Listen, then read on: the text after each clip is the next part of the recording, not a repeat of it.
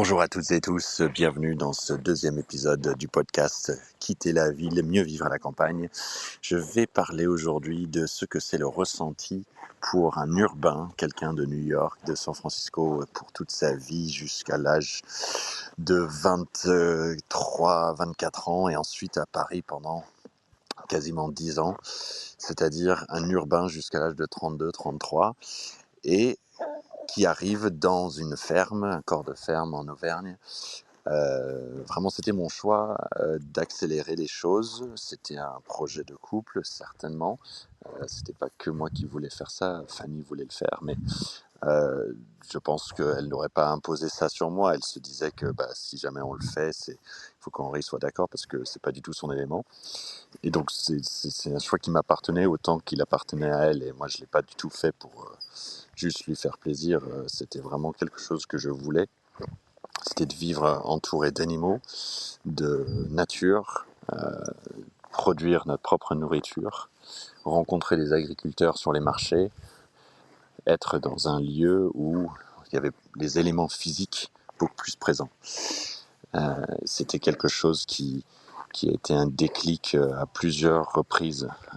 Cette transformation de vie, ce choix, c'était progressif, mais à la fois il y a eu des moments où on a basculé, et j'y reviendrai dans d'autres podcasts. Aujourd'hui, je veux parler de ce ressenti, cette zone de pas de manque de confort, parce que je pense que le confort, il est vraiment là. C'est plutôt juste de se mettre dans une situation d'inconnu, de nouveauté, et de l'apprécier, ce ressenti. Sincèrement, c'est une partie extrêmement excitante de ma vie, de changer de vie. Et je pense que vous êtes peut-être plusieurs à écouter qui ont fait des changements de vie ou qui voudraient le faire et qui ressentent peut-être le lieu où on va dire où on commence à être excité et que vous voulez justement passer à l'acte. C'est très excitant au sens propre du terme. C'est très motivant, c'est d'apprendre des nouvelles choses, de mettre en musique des étapes pour changer de vie, pour aller vers quelque chose qu'on aime et de se dire c'est atteignable. Clairement, je ne suis pas fait à la base quand on regarde non, les origines familiales, les lieux de vie, lieux de naissance, mode de vie. Et c'est pas du tout ce qui me prédestinait à être à la campagne. J'ai grandi probablement en consommant énormément, déjà tout court, en tant qu'Américain. On a consommé de manière assez américaine, si j'ose dire, en quantité, en manque de réparation, acheter nouveau. J'avais des parents quand même soucieux de la responsabilité, plus largement pas de l'éco-responsabilité, mais donc mes parents étaient quand même assez exemplaires à plein d'égards. Bien, j'étais quand même dans la société américaine, dans la société urbaine. J'ai probablement mangé beaucoup de viande qui était issue d'élevage assez intensif. Je mangeais beaucoup de céréales sucrées à la Kellogg's le matin, Frosted Flakes, Honeycomb, toutes ces marques qui vendaient, qui réussissaient à vendre il faut le dire, un peu du poison. C'est du poison de manger du sucre le matin comme ça et du sucre raffiné, des produits ultra transformés. C'est pas bon ça pour le corps et encore moins pour des enfants qui vont ensuite aller à l'école et tenter d'avoir de l'énergie le reste de la journée. Dans un prochain podcast, je parle de l'alimentation et du sucre. Et j'en ferai un thème très très présent dans ce podcast. Mais clairement, j'étais pas prédestiné à être un néo-rural à temps partiel en train de gérer un potager, en train de gérer un verger, en train de gérer un enclos avec des chèvres, un grand poulailler. Et j'adore ça. J'adore ça parce que c'est pas si difficile que ça de le faire si on est motivé. Et on apprend avec humilité, on écoute les personnes autour, on regarde, on lit un petit peu, et surtout on observe, et on s'en occupe tous les jours. C'est pas inatteignable. Être agriculteur, c'est une autre chose. Ça, c'est un métier qui est atteignable aussi. C'est juste que là, c'est une formation et un parcours de vie différent. Moi, je fais un tout petit peu de production. Ma femme en fait, et c'est un temps partiel. C'est un temps partiel, mais on l'a pris au sérieux et on est très humble face à ce que ça veut dire de produire de la nourriture pour gagner du revenu. J'ai le plaisir d'accueillir des agriculteurs dans ce podcast dans les semaines à venir. C'est des personnes pour qui j'ai un immense respect. C'est clairement atteignable pour n'importe quel citoyen. Les personnes habitantes de la ruralité, en zone urbaine aussi c'est possible, mais un peu moins, beaucoup moins même, de produire de la nourriture. Et on devrait tous le faire un petit peu. Je suis convaincu qu'on devrait mettre les mains dans la terre un petit peu dans une année. Et je trouve que faire au moins un peu de production alimentaire, faire un peu de potager chaque semaine, que ce soit 3 à 4 heures sur la semaine, même ça peut être même 1 heure, 2 heures, certaines périodes de l'année, c'est non seulement possible d'un point de vue organisation, c'est deuxièmement sain de le faire pour l'esprit, pour l'équilibre humain, et troisièmement c'est un trait d'union extrêmement précieux et nécessaire aujourd'hui entre nous, nos modes de vie, les êtres humains, globalement, dans les sociétés occidentalisées, mais quelle que soit la société, et la nature. Parce que il faut qu'on s'entende, on n'est pas en train de dire, je suis pas en train de dire qu'il y a de la nature dans son foyer quand on a un bac avec des plants de tomates ou des herbes aromatiques. Mais c'est tout de même un cycle de vie naturel que nous reproduisons et nous permettons à une petite biodiversité de se générer sur notre balcon ou même à l'intérieur, proche des fenêtres d'un appartement, ou alors, si c'est comme nous, dans un potager autour d'un corps de ferme. Mais il y a tous les cas de figure et il faut surtout évacuer l'idée que puisque j'habite ici, je ne peux pas le faire. Non, ce n'est pas vrai. On peut avoir un potager, quel que soit le lieu de vie. Clairement, c'est plus facile dans certains cas de figure, je suis d'accord, mais c'est quelque chose d'atteignable. Et moi, je voulais ça à plus grande échelle. Ça veut dire que je voulais qu'on ait un potager, je voulais qu'on ait des animaux. En gros, on a cherché un lieu avec au moins 1 hectare. On en a 3,5.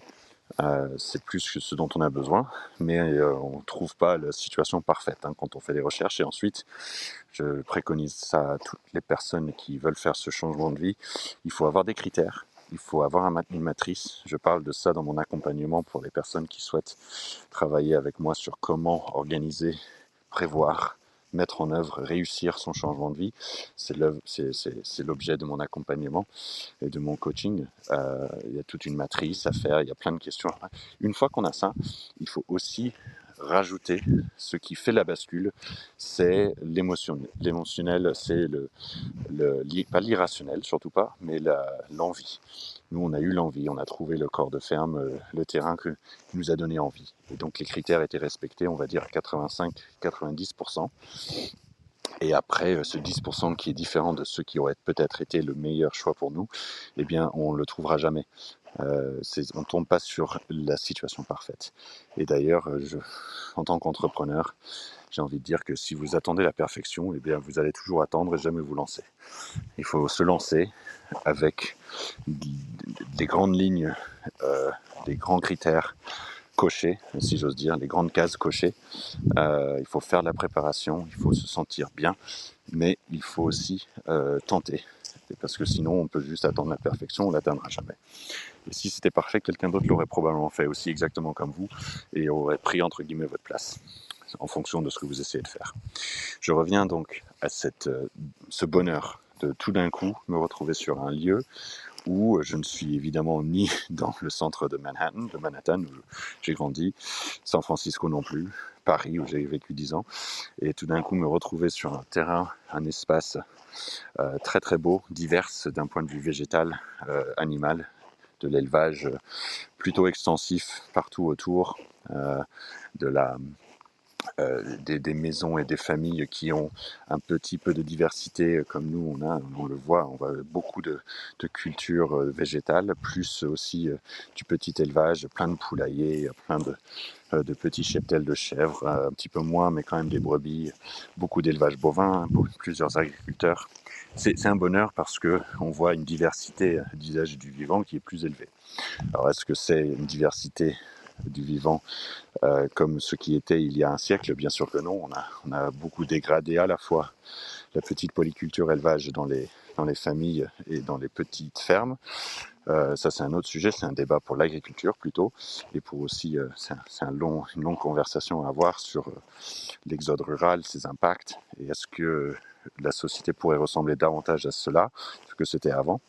Je suis convaincu qu'une partie de ça, oui. Il ne faut pas reproduire ce qui était avant, il faut faire quelque chose de plus moderne et qui prend en compte plein de critères d'aujourd'hui. Mais en tout cas, c'est intéressant de se dire il y avait des pratiques, des modes de vie et des organisations à haute valeur sociale, à haute valeur connaissance, à haute valeur écologique avant que nous industrialisions nos sociétés, que nous fassions de l'exode rural massif, etc. Il y avait beaucoup d'éléments positifs. Mais je ne suis pas en train de dire qu'il faut juste revenir en arrière. Ça, c'est la dernière chose que je préconiserais. Ça, c'est de la diversité du vivant grâce à cela que on voit du jour au lendemain autour de moi, beaucoup plus de vivants, qui est très accueillant. Il y a beaucoup de choses qui sont pénibles à gérer, que ce soit des animaux qui sautent au-dessus des enclos. On peut être très humble face aux petites erreurs qu'on fait. Mais il y a plein de voisins, plein de personnes autour nous donnent des conseils. Et donc, les mêmes erreurs, on ne les fait plus. On fait des nouvelles erreurs. On en évite plein aussi, grâce à l'entraide, grâce à l'observation, grâce à juste réfléchir un petit peu. Mais on ne fait pas les mêmes erreurs deux fois. Et ça fait plaisir aussi. Et ce qui ensuite est une réalité, c'est que malgré la diversité du vivant qui se dégrade au niveau sauvage, il y a quand même beaucoup d'animaux, beaucoup plus de végétal autour. Et donc on a juste le bonheur de bénéficier de ça, d'observer des rapaces, des renards, des lièvres, de voir plein d'animaux plus petits autour du potager, dans les champs. C'est quelque chose qui est très enthousiasmant pour des parents et pour des enfants.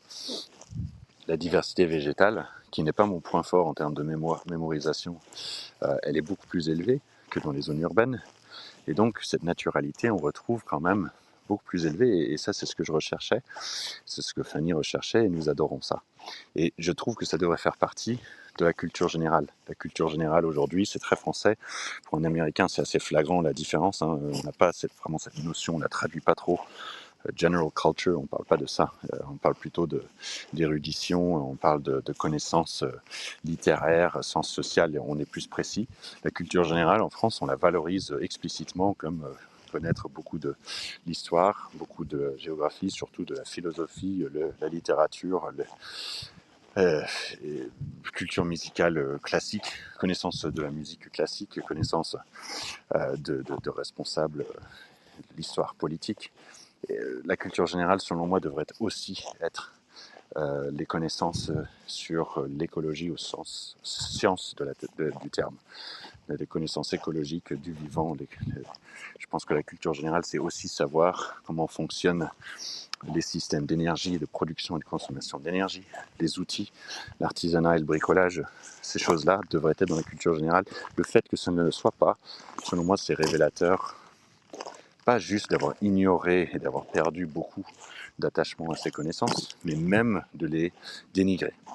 Je ne suis pas en train de dire que le fait d'avoir un vocabulaire très péjoratif pour des personnes qui vivent dans la ruralité, c'est du lien cause à effet, mais c'est révélateur. C'est le bout du problème, selon moi, de la perception et des mentalités à faire évoluer. Mais clairement, quand on oublie et on se dit que c'est la modernité de se séparer de modes de vie peut-être un peu trop durs au goût humain à cette époque-là,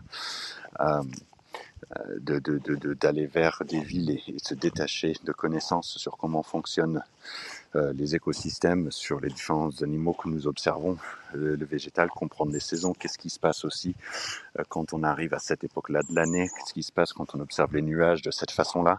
Pour moi, ça c'est de la culture générale et on l'a un peu dénigré au service de sciences et de connaissances sur l'évolution de la pensée, l'évolution des écrits, l'évolution de la philosophie, et des choses que j'adore et qui sont très importantes. Ça fait partie de la culture générale, je suis d'accord. Mais de ne pas inclure les sciences du vivant les sciences des activités manuelles dans la culture générale, c'est une erreur. C'est une erreur parce que nous allons en avoir besoin, premièrement. Deuxièmement, ça fait partie de l'épanouissement humain. Et donc, je considère cela comme quelque chose qui mérite la qualificative de général.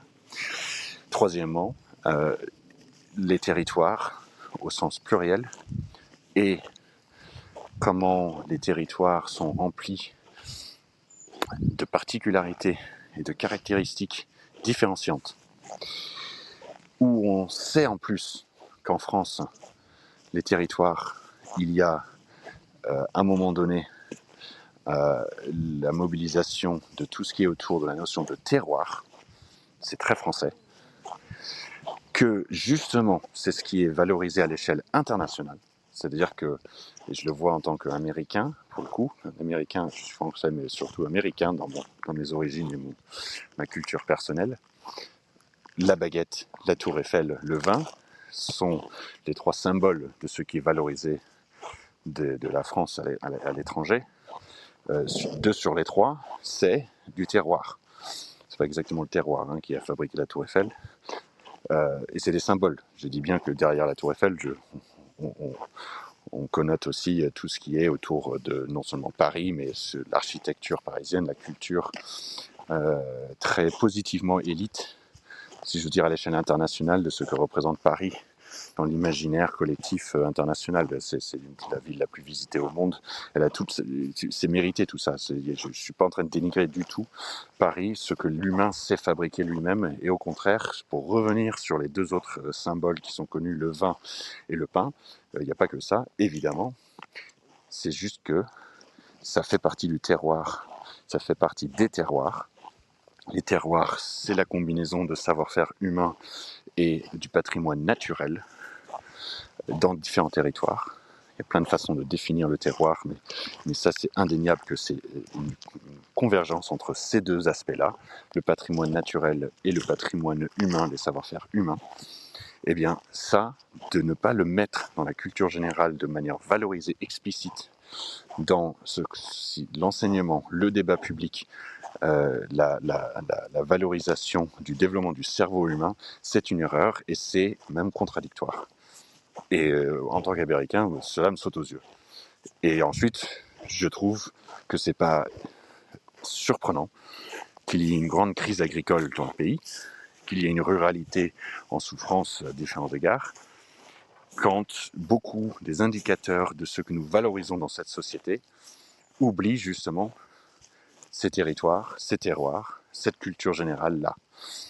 Et le sens de ce podcast, c'est aussi de faire appel à valoriser ces choses-là de la société française, en plus d'expliquer pourquoi, à titre personnel et à titre familial, c'est une formidable façon de vivre, d'être dans la campagne française et avoir un pied dans deux mondes. C'est mon cas, j'ai un pied dans deux mondes et donc ça me conforte totalement dans ma nouvelle vie, dans le ressenti que j'ai. J'adore la campagne, j'adore l'entraide entre les voisins. Le prochain podcast ou un des prochains est là-dessus. J'adore apprendre dans le potager. Je ferai plusieurs podcasts juste sur le potager, juste sur le verger, sur comment contribuer à sa propre consommation alimentaire. J'adore élever des animaux. Avoir du vivant tout autour de moi, je trouve que ça fait sens. Je trouve que c'est une formidable façon de continuellement apprendre des choses. Je trouve que c'est une très très belle façon d'organiser sa journée.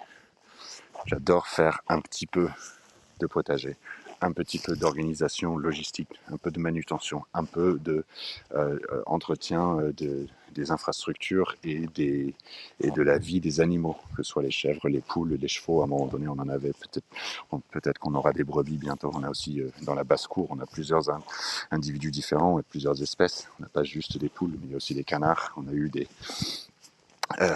zut, les oiseaux là que j'ai oubliés. C'est la fatigue, qui font beaucoup de bruit, qui sont tachetés. Bref, il y a cette opportunité-là au quotidien d'avoir une diversité d'activités en parallèle avec l'activité sur ordinateur, les mails, les rendez-vous téléphoniques, les échanges.